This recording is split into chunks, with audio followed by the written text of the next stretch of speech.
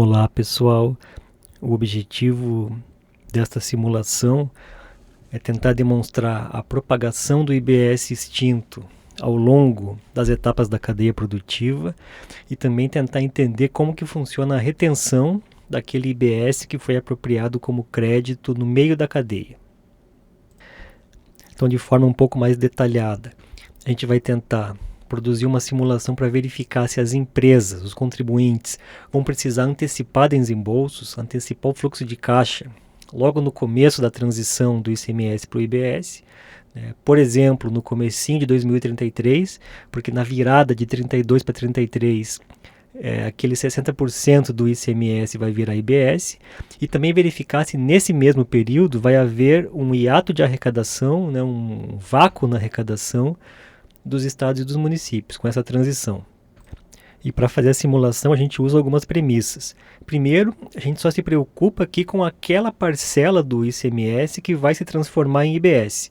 E isso acontece de forma mais pronunciada aí na virada de 2032 para 2033. A gente também pressupõe que quando o IBS estiver estabilizado, quando os débitos e créditos já estiverem assim, em regime, tanto os pagamentos das empresas quanto a arrecadação dos estados vai ficar mais ou menos igual ao que era com o ICMS. Por exemplo, então hoje, se com o ICMS os estados recebem 100 em dezembro de 32, em algum momento, quando estabilizar o IBS, devem receber os mesmos 100. Então, nossa preocupação é na transição, nos primeiros meses, como que isso vai se comportar. Também adotamos aqui algumas premissas em relação ao creditamento.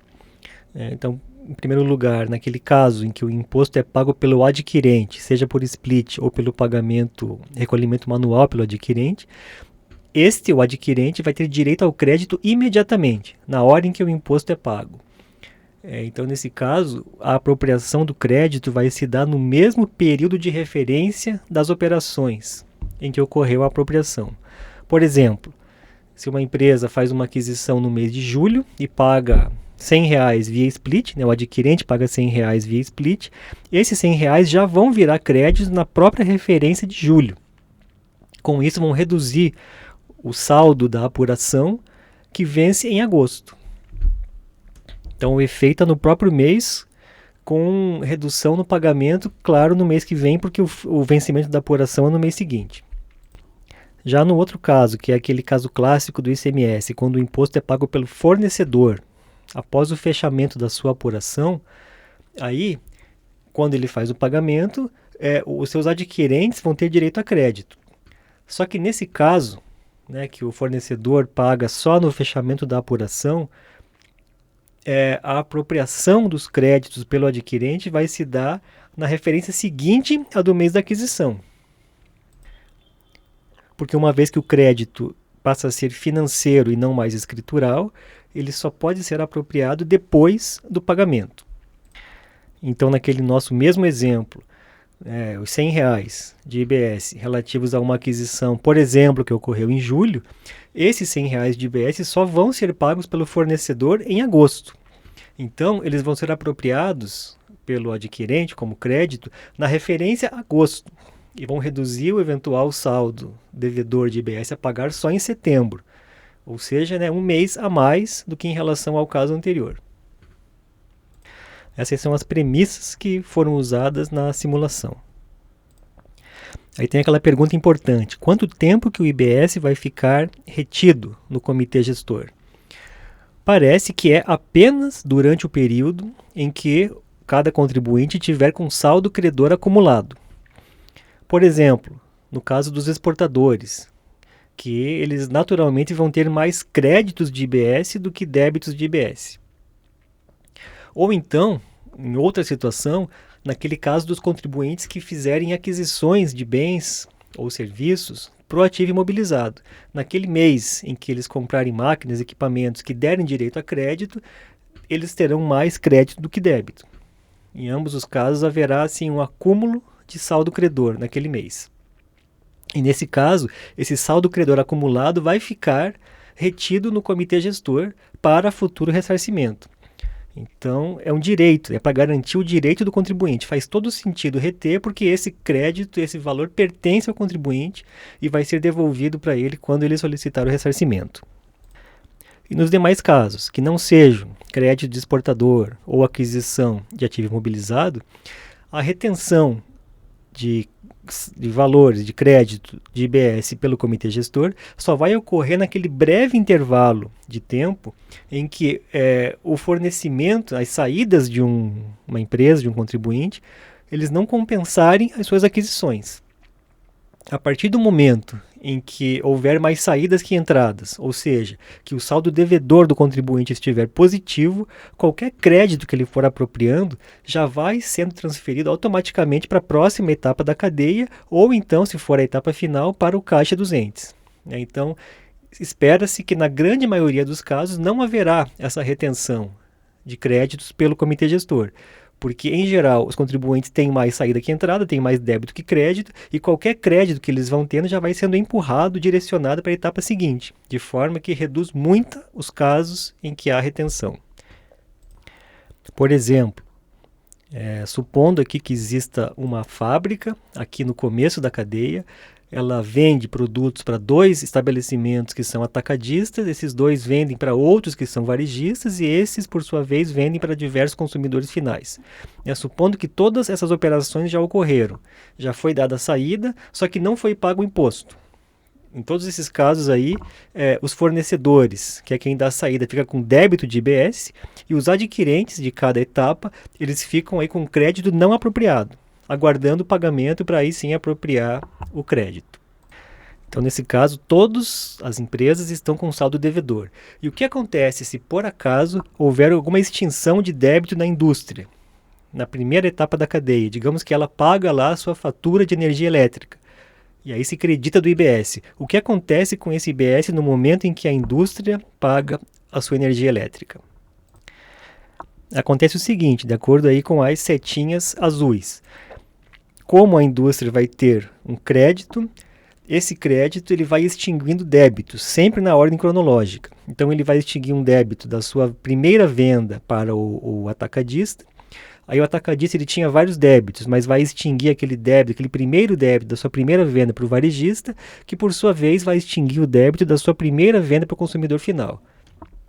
E aí o recurso já vai para o ente, vai ser distribuído para o ente de destino final.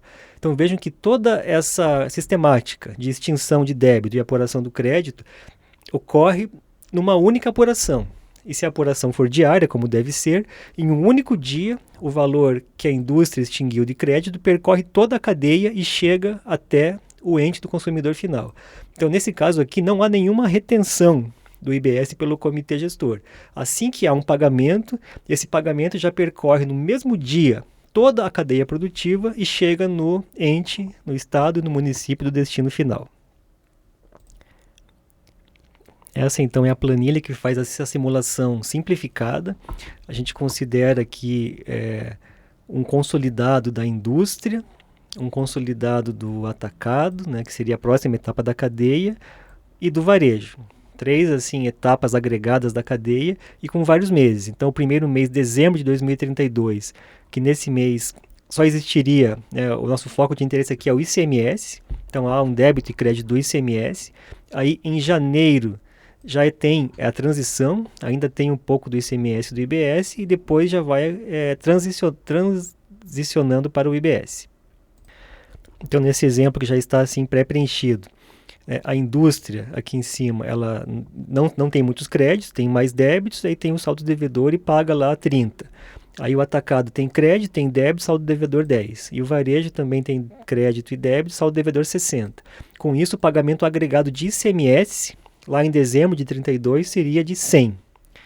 Aí, em janeiro de 2033, ainda haverá pagamento de ICMS, porque na referência anterior houve operações com destaque de ICMS e esse ICMS costuma ser pago só no mês seguinte, portanto em janeiro. Por isso aqui em janeiro, na simulação, essa previsão aqui para pagamento de ICMS. Mas ao mesmo tempo já tem o pagamento do IBS em janeiro. Então tem já os débitos e créditos, mas vejam que nesse caso aqui não há créditos do IBS, porque é o primeiro mês. Aí tem uma configuração aqui na planilha. Tudo que está em amarelo pode ser alterado. Então, primeiro é quanto que cada etapa agrega de valor, né? Deveria assim somar 100%. Aqui nesse exemplo, a indústria agrega 30%, o atacado 10% e o varejo 60%. De forma que a agregação de valor total ao longo da cadeia é 100%. Mas o mais importante é essa coluna C, que é o uso do split payment. Aqui está preenchido como 0. Então, se ninguém usar o split, continua a sistemática parecida com a do ICMS. Aí ninguém vai ter créditos no mês de janeiro, porque já que não foi usado o split, né, o pagamento só vai ser feito no vencimento da apuração, que será em fevereiro, e, portanto, os créditos só serão apropriados em fevereiro. E se a gente alterar aqui, em vez de split 0%, colocar 100%, vejam que já haverá créditos. Então, o atacado vai ter créditos já em janeiro e o varejo também, porque o crédito vai ocorrer na mesma referência em que houve a operação. Aí a planilha mostra que toda a propagação para os próximos meses, com débito e crédito, é interessante se alguém quiser ver com mais detalhes, ver as fórmulas que foram utilizadas até para conferir. E aí tem um gráfico que resume toda a situação. Então coloquei o gráfico aqui na tela, que o gráfico mostra em laranja, nesse caso, o ICMS, e mostra em azul o IBS. Então vejam que, vou aumentar aqui um pouco o tamanho da letra. Vejam que nesse exemplo aqui nós temos 100 de ICMS em dezembro, aí mais 100 de ICMS em janeiro, e aí o IBS ele vai para 170 aqui em fevereiro na simulação. Por que isso acontece? Pela sistemática do débito e crédito. Então, como a gente preencheu aqui nesse caso, voltou a ser 0 o uso do split, em janeiro não há nenhum recolhimento, então as empresas não pagam nada de IBS em janeiro e os estados não recebem nada de IBS em janeiro, mas os estados e municípios recebem os estados recebem o ICMS, então de forma que não há uma queda da receita dos entes em janeiro. Já em fevereiro, como o crédito demora um pouco mais para ser apropriado, né, o crédito passa a ser financeiro, aí as empresas pagam a apuração em fevereiro e vai ter assim um pagamento um pouco acima do normal, porque não houve créditos ainda. Então, todas as empresas pagam o débito cheio, sem considerar o crédito. Aí tem os efeitos lá do débito e crédito que podem ser vistos na planilha. Em março pagam um pouquinho menos e a partir de abril as empresas já voltam a pagar os mesmos 100 que elas pagavam na época do ICMS e os estados recebem os mesmos 100. Aí a gente volta para o equilíbrio. Mas a gente consegue ver aqui na conclusão que há um pagamento assim, a maior pelas empresas em fevereiro, um pouquinho menor em março e não há então, como conclusão, um hiato de receitas dos estados. Em nenhum momento eles recebem menos do que receberiam hoje. O pouquinho que eles recebem a menos em março é muito compensado com folga pelo que eles recebem a mais em fevereiro. E as empresas fazem alguma antecipação de pagamentos, né, aqui em fevereiro. E se a gente trocar na planilha o split para 100%, digamos que todo mundo usa split payment, o que acontece no gráfico? Vejam que, nesse caso, o pagamento é muito maior em janeiro. Se todo mundo usar split, em janeiro será pago todo o ICMS da referência dezembro e mais todo o IBS da referência janeiro. E aí as empresas vão pagar 200 nesse mês, que vai ser aquela antecipação do fluxo de caixa que tanto se fala, e os estados e municípios vão receber esse valor a mais. Vai haver um aumento nas receitas nesse mês específico e depois tudo volta ao normal.